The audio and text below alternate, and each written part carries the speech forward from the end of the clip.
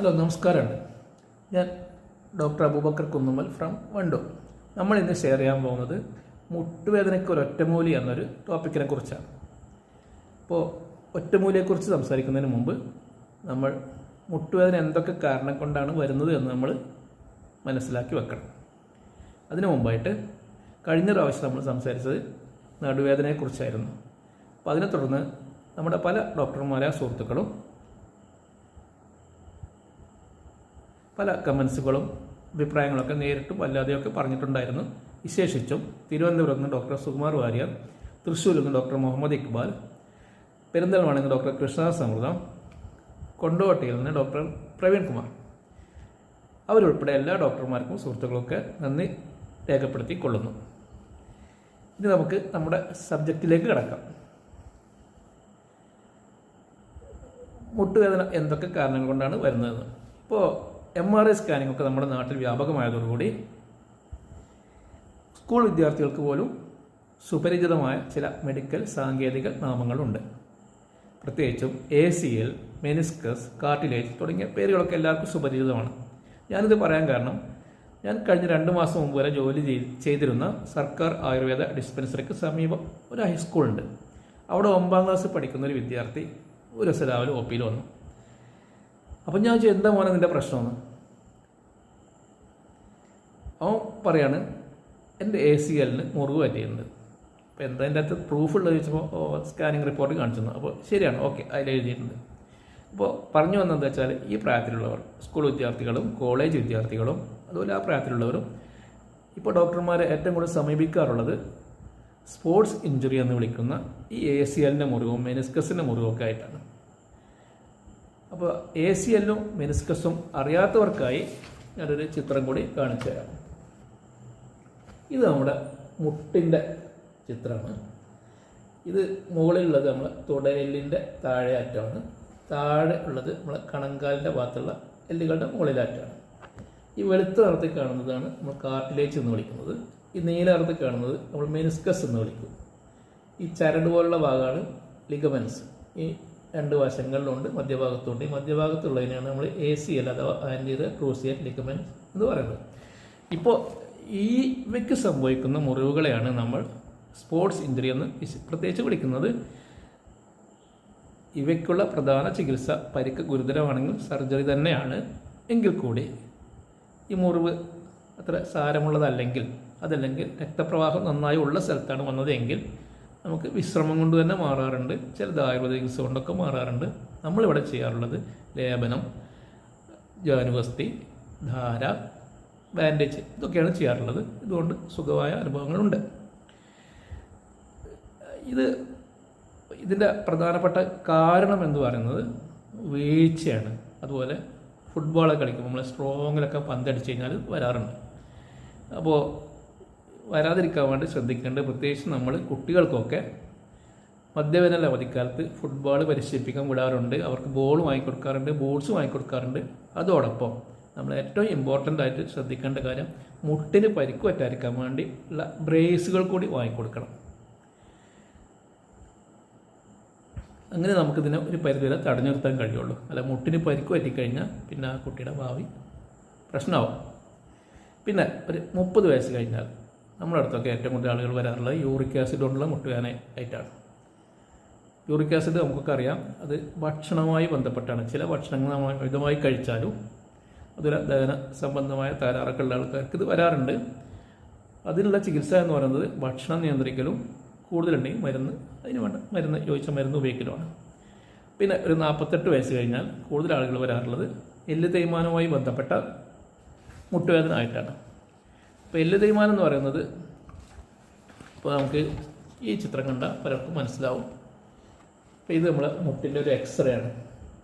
ഇപ്പോൾ നേരത്തെ കണ്ട എല്ലുകൾ തുടയുടെ ഭാഗത്തിലെല്ലും താഴത്തെ കണങ്കാലിൻ്റെ ഭാഗത്തിലെല്ലും. അപ്പോൾ ഇതിൻ്റെ ഗ്യാപ്പ് ഇപ്പോൾ കുറവാണ്. 40 വയസ്സിന് മുമ്പ് നമ്മൾ എക്സ്റേ എടുക്കാൻ അതിൻ്റെ അകത്ത് നല്ല ഗ്യാപ്പ് ഉണ്ടാവും. അപ്പോൾ ഇത് തേയ്മാനമുള്ളൊരു എക്സ്റേ ആണ്. ഇതിൽ ആദ്യം തേയണത് ശരിക്ക് ഈ കാർട്ടിലേജും മെനിസ്കസും ഒക്കെയാണ്. ഇതിൻ്റെ അളവ് കുറയുമ്പോഴാണ് ഈ എല്ലുകൾ അടുത്ത് വരിക. ഇതിനെ തുടർന്ന് എന്ത് സംഭവിച്ചാൽ നമ്മൾ സ്റ്റെപ്പ് ഇറങ്ങുമ്പോഴൊക്കെ വേദന വരും, വീക്കം വരും. തുടർന്ന് നമുക്ക് കാൽമുട്ട് മടക്കാൻ ബുദ്ധിമുട്ട് വരും.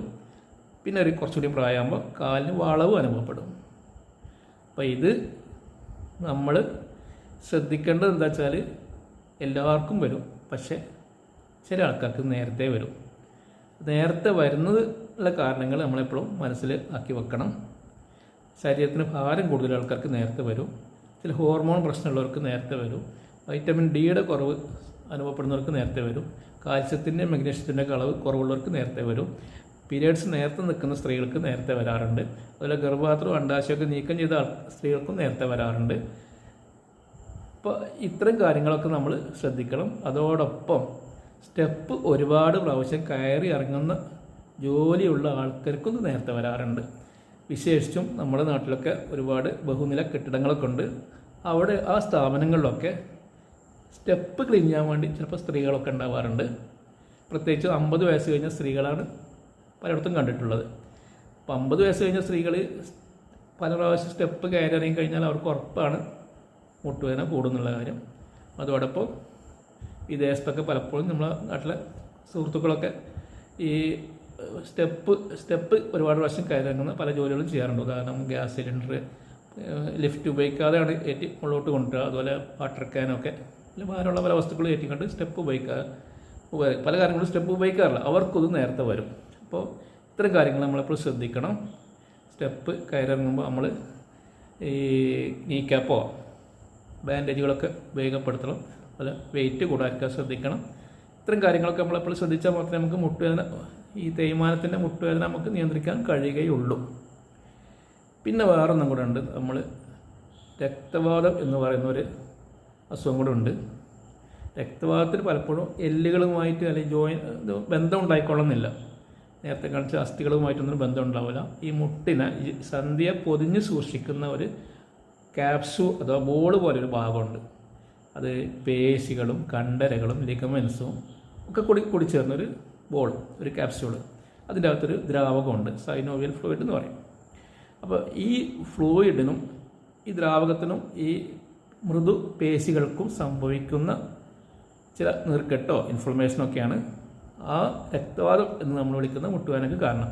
ഇത് ചിലപ്പോൾ ബാക്ടീരിയ ആവാം, വൈറസ് ആവാം കാരണം, അതല്ലെങ്കിൽ പിന്നെ അലർജി ആവാം, അതല്ലെങ്കിൽ ഓട്ടോ ഇമ്മ്യൂൺ ഡിസീസസ് എന്ന് പറഞ്ഞ രോഗത്തിൽപ്പെടുന്ന കുറേ അസുഖങ്ങളുണ്ട്, അതുകൊണ്ടും വരാറുണ്ട്.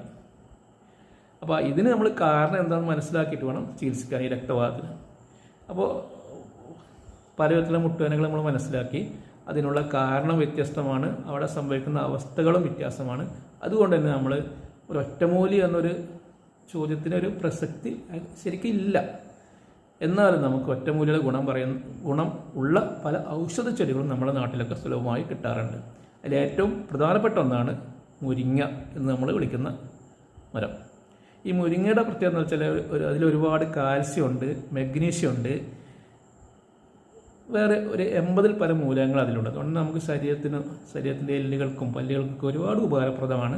നമുക്ക് തേയ്മാനത്തൊക്കെ ഒരു പരിധിവരെ നമുക്ക് തടഞ്ഞു നിർത്താൻ കഴിയും. സ്ഥിരമായിട്ട് മുരിങ്ങ ഉപയോഗിക്കുന്നവർ, പ്രത്യേകിച്ചും പാല് പോലുള്ള ഇതിനൊക്കെ അലർജി ഉള്ള ആൾക്കാരുണ്ടെങ്കിൽ അവർക്ക് ഈ മുരിങ്ങ ഉപയോഗിക്കാം.